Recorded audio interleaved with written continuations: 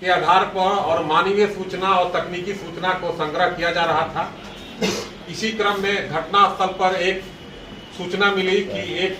Pulsar motorcycle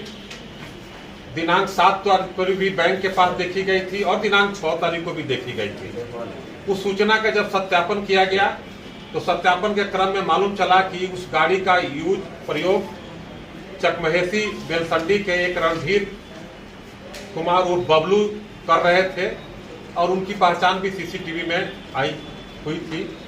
उसके आधार पर हम लोग पुलिस उस उद्भेदन के बारे में जब सक्रिय हुए तो मालूम चला कि वो एक पुराना बैंक रोबर है और कई उन पर आपराधिक मुकदमे हैं, तो उनकी गिरफ्तारी का प्रयास किया जा रहा था। इसी क्रम में थानाध्यक्ष नगर को एक सूचना मिली कि वो मोटरसाइकिल से अपने घटना में प्रयुक्त मोटरसाइकिल से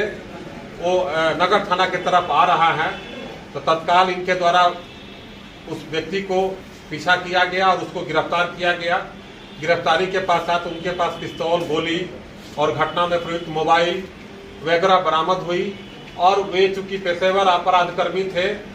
पूर्व का आपराधिक इतिहास रहा है उनका, कई बैंकों को इस जिला के लूटे हैं और उन्होंने इस घटना के बारे में बताया। साथ ही बताया कि आज दलसिंहसराय में एक ज्वेलर्स दुकान की लूट होने वाली है और हमारे गिरोह जो हैं वह एक जगह पर एकत्रित हुए हैं।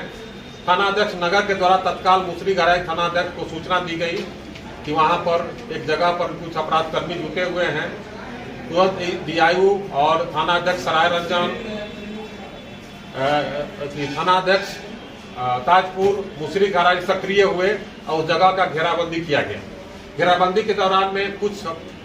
अपराधकर्मी जो है एकत्रित हो तो भागने में सफल रहे, लेकिन उसी क्रम में करमवीर जो 2 लाख रुपये का इनामी है इस जिला का और रिलायंस ज्वेलर्स जो लूट हुई थी उसका मुख्य अभियुक्त है और एक रवीश कुमार को गिरफ्तार किया गया और उनके पास से पिस्तौल, गोली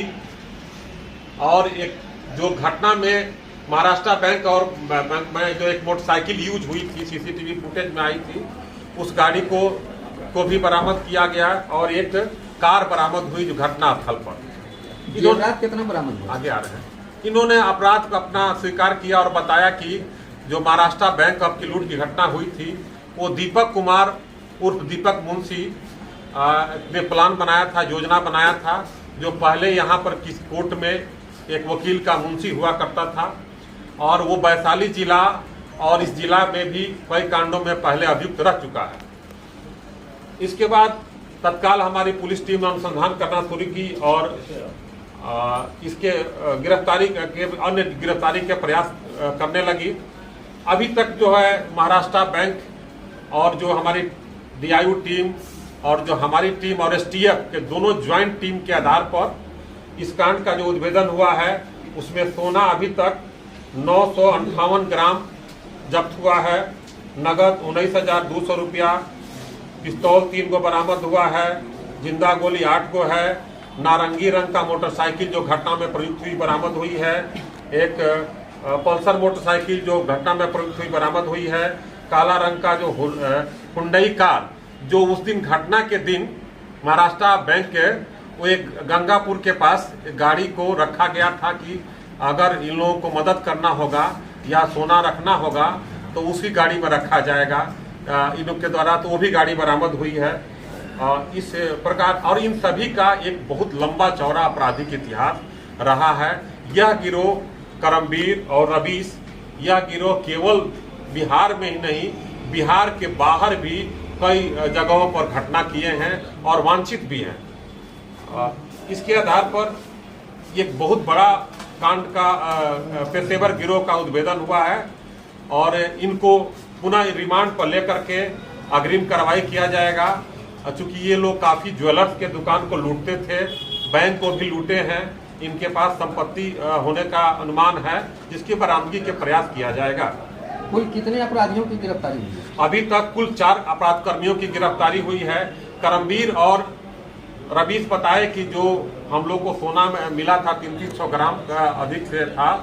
उसको हम लोग अपने एक मित्र को गलाने के लिए दिए थे तो उसके आधार पर जब उस सोनार को पकड़ा गया तो सोनार के द्वारा जो है, चूंकि सोनार से और रवीश का पुराना संबंध है और पहले भी रिलायंस का कुछ माल इसने गलाया था, जैसा कि रवीश कुमार ने अपने स्वीकारोक्ति बयान में दिया। उसी आधार पर सत्यापन के क्रम में और तकनीकी साक्ष्य के आधार पर जब हम लोग सोनार बिट्टू कुमार को पकड़ा गया तो उनके यहाँ से जो गलाया हुआ सोना बरामद हुआ और जो बताया गया कि इसी लूट का सोना है। स्थानीय